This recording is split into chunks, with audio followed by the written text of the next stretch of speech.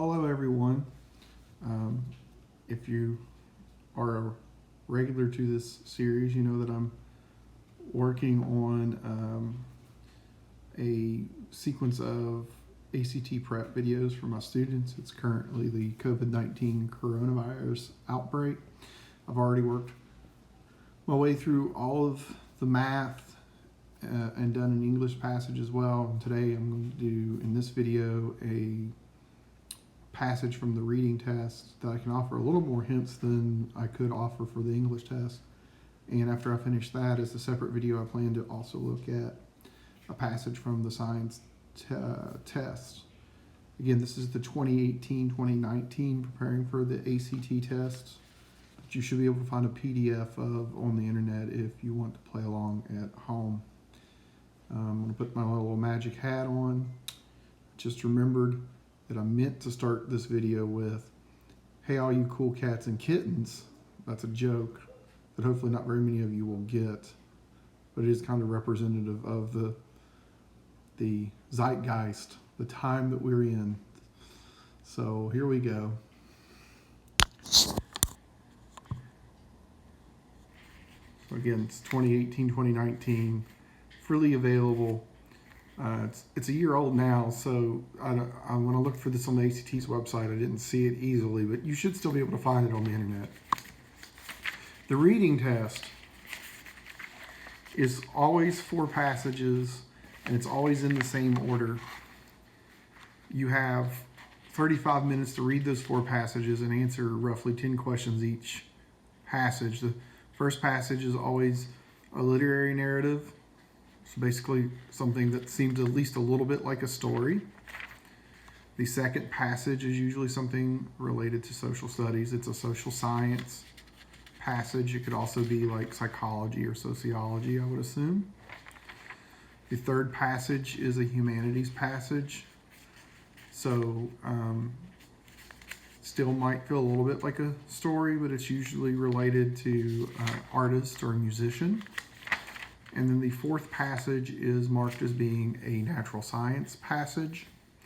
My number one hint for the reading test is, and this is similar to a hint that I give for the math test, is to stop thinking of it as you have 35 minutes to do all of this. You have to know yourself as a reader. If everyone wants to do 2 passages, and when I say do 2 passages, I mean do 2 passages well. If you do 2 passages well and you guess the same choice on all the questions for the other 2 passages, you stand a very good shot at getting to benchmark. For my students that are trying to get their score up to an average to high average score, that's enough.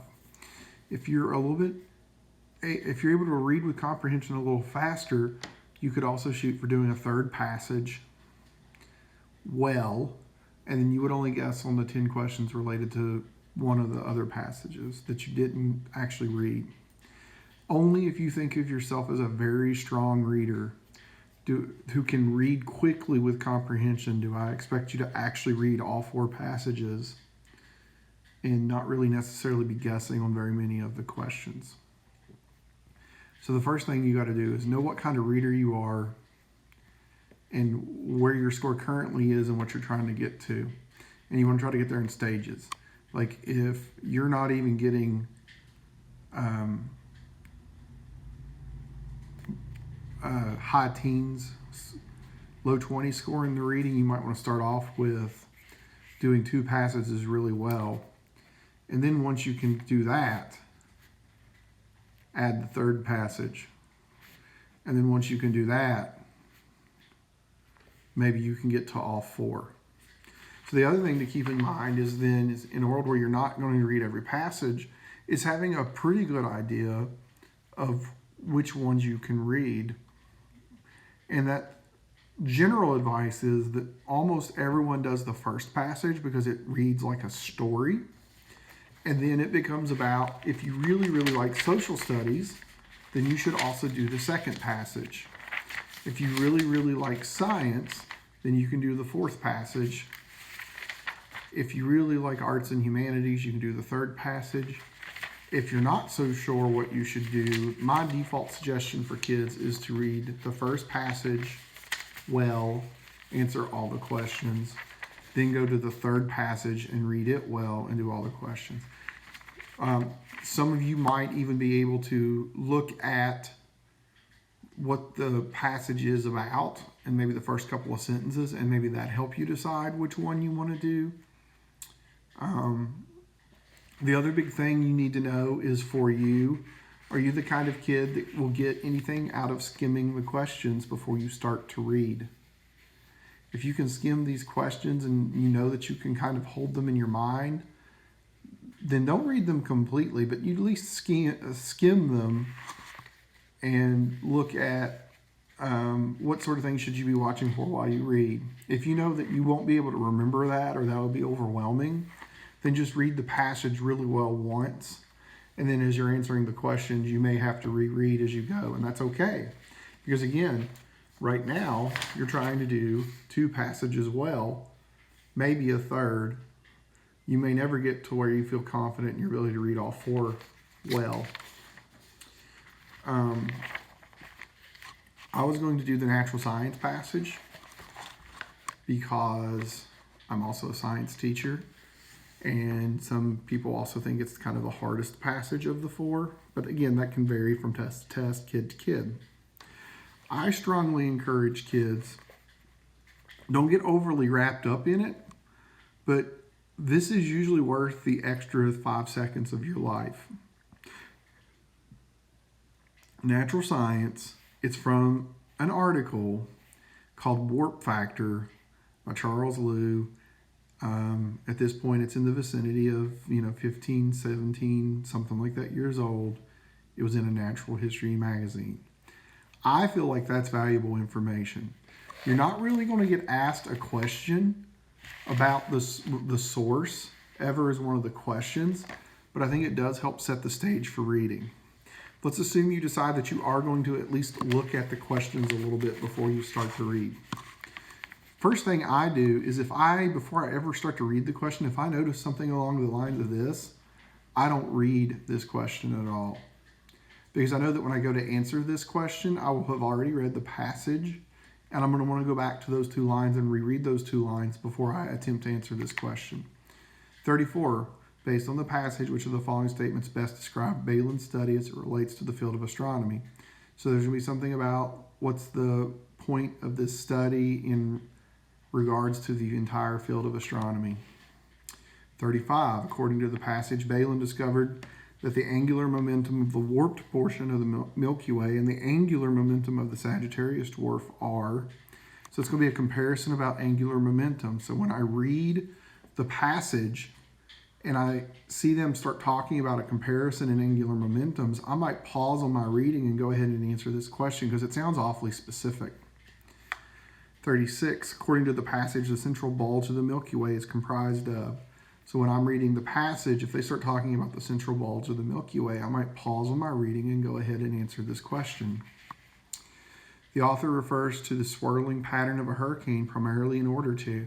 So when they start talking about the swirling pattern of the hurricane, I might pause on my reading and go ahead and come answer this question. 38. The passage directly compares the Milky Way's disk as it is affected by its warp to.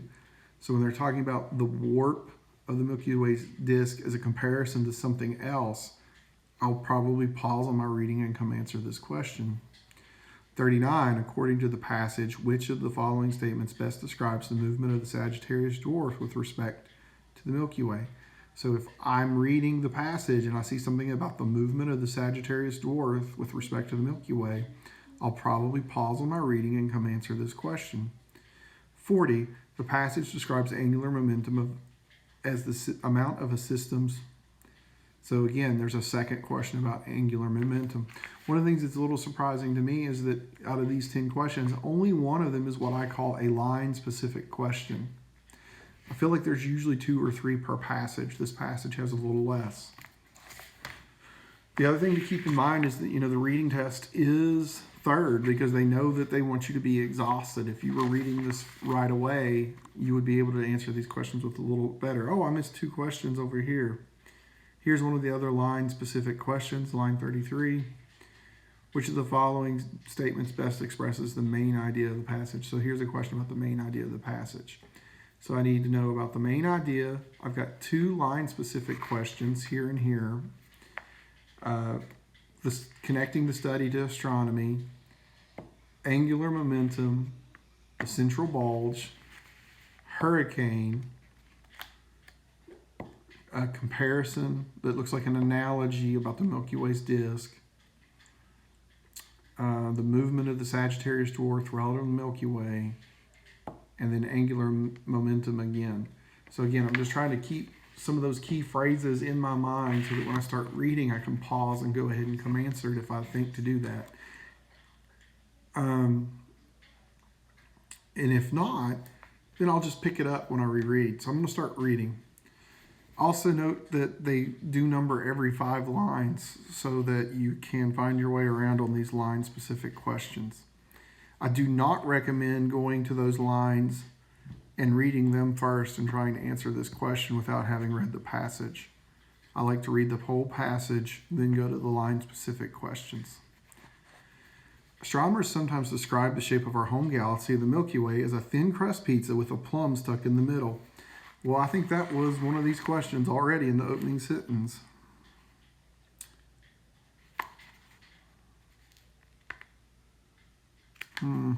It's going to be related to these 2.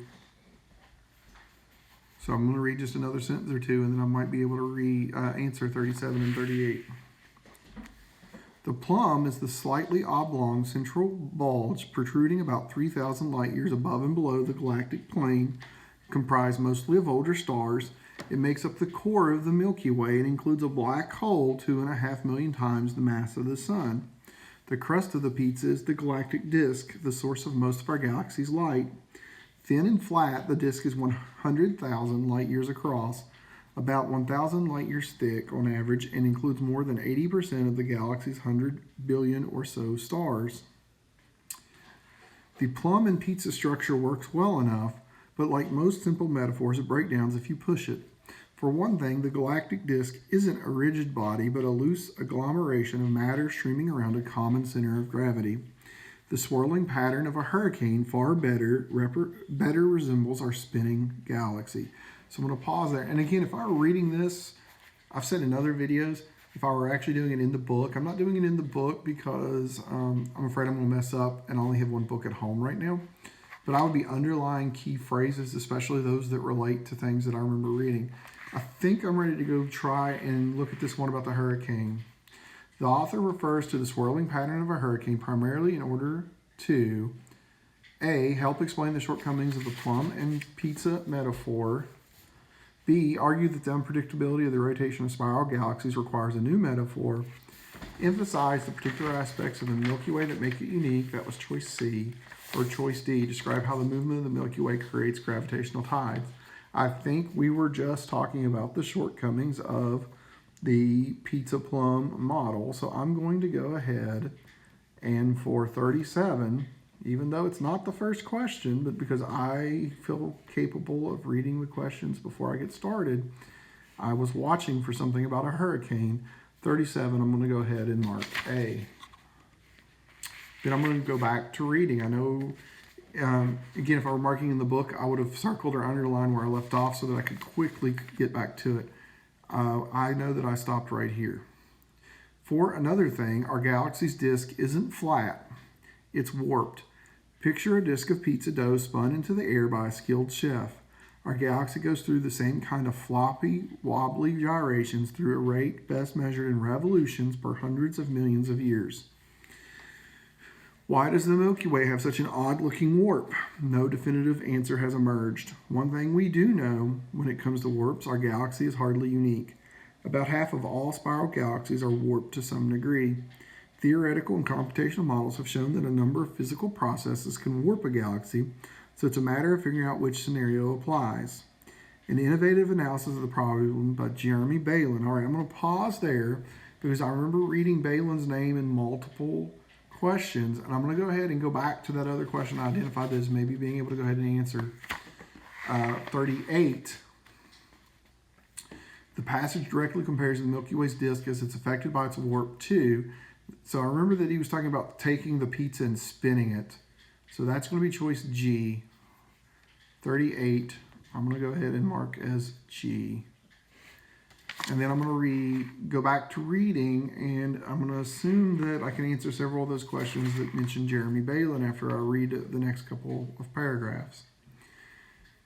An astronomy graduate student at the University of Arizona in Tucson has implicated a small satellite galaxy currently being ripped to shreds by the gravity of the Milky Way. The Sagittarius dwarf, I do remember that getting mentioned in a couple of the other questions. Spheroidal galaxy was discovered in 1994. It appears to be in a roughly polar orbit around the Milky Way, that is, above and below the galaxy disk, about 50,000 light years from the galactic center. That orbit brings the dwarf galaxy far too close to the huge gravitational tidal forces of the Milky Way for the dwarf to remain intact. As a result, the Sagittarius dwarf now looks something like strands of spaghetti spilling from the front of a pasta-making machine, the galaxy's matter being drawn out over hundreds of millions of years by intergalactic tides. Gravitational collisions between small satellite galaxies and big spiral galaxies have long been regarded as possible culprits in the warping of a larger galaxy's disk. Best known satellite galaxies orbiting the Milky Way, the large and small Magellanic, if you get to a word that you're not entirely sure how to say, that's okay. Clouds are too far away. Magellan was the explorer, so Magellanic are too far away and have the wrong orbital characteristics to have warped our galactic home. The Sagittarius dwarf seems a much more likely candidate, simply because it is only a third as far from the center of the Milky Way as the Magellanic clouds. But in astronomy, unlike in real estate, location isn't everything. To show a direct connection between warp and dwarf, the orbital motion of the Sagittarius dwarf must be linked to the rotation of the Milky Way's disk. Balin's study is the first to find such a link. His analysis of the galactic warp is based on angular momentum, a measure of how much a system is spinning or rotating. I want to say I remember one of the angular momentum questions just asking for what it was. 40, the passage describes angular momentum as the amount of a system's spin or rotation. So I'm going to go ahead and answer 40 as J. So look, I've not finished the passage and I've already answered 3 of the 10 questions by skimming and coming over. So if you're able to keep that stuff in your mind while you're reading, it can be helpful. Let's go back to the passage. Just as objects moving in a straight line have momentum, objects spinning or orbiting around an axis have angular momentum, and just as the momenta of two objects combine when they collide, so too do their angular momenta. Imagine two figure skaters coming together for a combination spin. When they make physical contact, their individual spiraling motions combine to produce a single unified whirl. Starting with the latest measurements of the structure and spin of the Milky Way, Balin deduced the angular momentum of the warped portion of the Milky Way's disk. He then compared that measure with the angular momentum of the Sagittarius dwarf and found for the first time within the margins of measurement error that the two angular momenta are identical in both quantity and direction. Such a coupling of the angular momenta of two bodies almost never happens by chance. Usually it takes place only when two spinning systems, like the skaters, come into contact. The coupling isn't enough to prove cause and effect by itself, but it's solid circumstantial evidence that the interaction with the Sagittarius dwarf with the Milky Way disk created the warp in our galaxy. So I think before I go to read anything else, I think I'm going to go look at this other one about angular momentum, which was 35. According to the passage, Balin discovered that the angular momentum of the warped portion of the Milky Way and the angular momentum of the Sagittarius dwarf are, and if you go back to it, they are identical in both quantity and direction. That was on line 81. So identical in direction and quantity, identical in both, was choice C. So 35, I'm going to go ahead and mark C. So we've done 4 of the questions, kind of sort of as we've read. We remember that 2 were line specific, so that's 6. So I've got 4 more questions to read and answer based on the whole passage, because I didn't think to pause, because, you know, again, you can't always hold all of that in your brain perfectly. Which of the following statements best expresses the main idea of the passage? So what I would do for that is I would hide the choices and just say to yourself quietly what you think the main idea was, and then read the choices and select the one that is closest to what you just said out loud.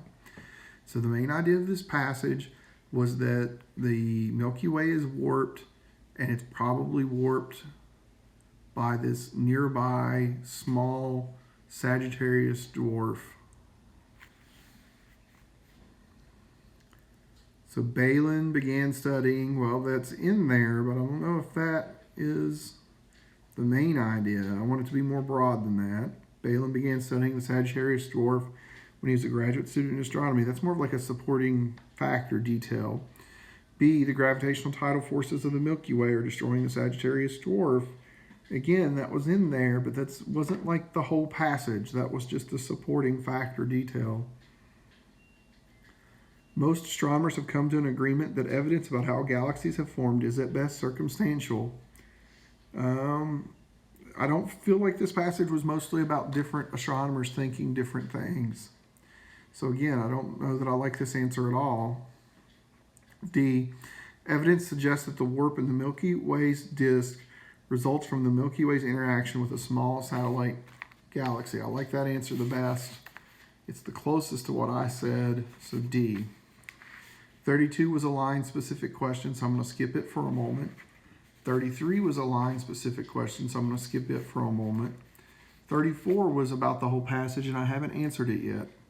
Based on the passage, which of the following statements best describes Balin's study as it relates to the field of astronomy? So if you can, you cover that up and you say something to yourself, and then you see which one is the closest. So Balin's study was about comparing the angular momentum of the warp portion of the Milky Way with the angular momentum of the dwarf galaxy. It led astronomers to the discovery of a warp in the Milky Way's disk. No, it seemed like from the passage it had already been observed. G, it convinced more astronomers to focus their attention on the center of the Milky Way. They mentioned the center of the Milky Way in the passage, but I don't feel like it was like a primary big deal. H, it revealed problems with the basic assumptions held by most astronomers. I don't think, again, it really didn't get into other people's thoughts and theories. J, it provided evidence for an idea that scientists had long considered a possibility, but had not yet proved. I like that answer the best. I'm going to choose that one. 36, according to the passage, the central bulge of the Milky Way is comprised of 80% of the galaxy's stars, older stars and a black hole, a galactic plane and several dwarf planets, a loose agglomeration of unidentified matter. I don't remember this one perfectly, so if I were running out of time, I would just guess the one that seemed the most right. But we're going to pretend we have a little time. And, you know, in a world where I had been writing, I would have hopefully remembered that one of my questions was about the central bulge and underlined something in the reading that used a similar phrase. I'm sorry, y'all, I'm skimming real fast because I didn't get to underline like I would have wanted to.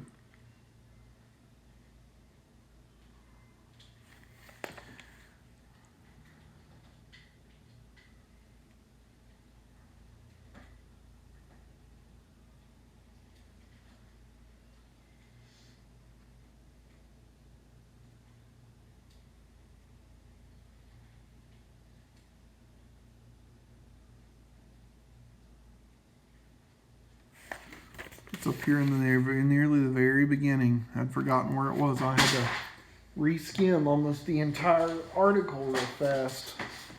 It's okay. We're going to respect the thought process. I'm going to pretend, though, I would have underlined the central bulge because I would have remembered reading it. So the plum is the slightly oblong central bulge, protruding about 3,000 light years above and below the galactic plane, comprised mostly of older stars. It makes up the core of the Milky Way, includes a black hole 2.5 million times. So it's older stars and the black hole, which was choice G. So I'm going to go ahead and mark G for 36. And then the last one that I'm going to answer before I go to my line-specific questions is 39. According to the passage, which of the following statements best describes the movement of the Sagittarius dwarf with respect to the Milky Way? I actually do remember this one. It was talking about if this is the Milky Way. I felt like it was talking about how the dwarf circles it the other way. So I want to see if there's a choice that says something like that. If so, I'm just going to pick it and move on with my life because I'm starting to feel like a little more rushed for time. I still have 2 line-specific questions that should be easier to answer. I spent a lot of time going and looking back for the answer about the center. It appears to be in a roughly polar orbit around the Milky Way. I want to say that was the phrase they used to describe this. So I'm not even going to read the other choices. I don't want to psych myself out. I'm just going to choose A, and I'm going to move on for time purposes. I'm going to go look at my line-specific questions. Line 33, it can be reasonably inferred that the problem the author mentions in line 33 refers to, maybe you read the choices, maybe you just go back to line 33. I'm going to go back to line 33. 30, 31, 32, 33. And an innovative analysis of the problem by Jeremy Balin.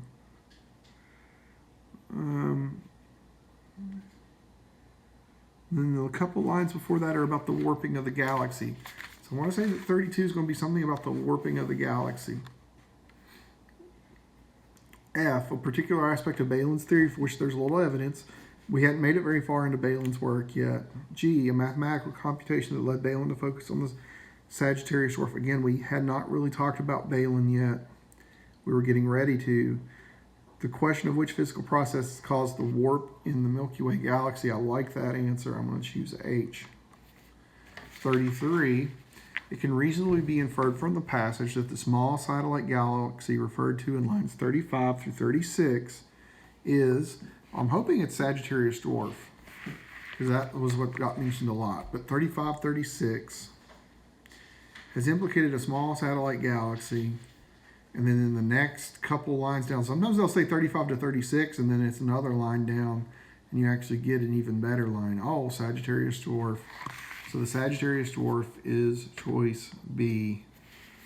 So there we go. I have answered those 10 questions. I have done the reading. I'm going to flip the camera and take the magic hat back off. So, and again, I'm not to humble brag or flex on y'all, but I do feel like I'm a decent reader. So I was able to go through that pretty quickly with comprehension. That's what you're working towards. And again, that might have taken me explaining it to you 20 minutes. So if you can shave just a couple minutes off of that, you should be able to do that for 2 passages. So just work towards that. Thanks for now. If you're watching the whole series, the science video will be next.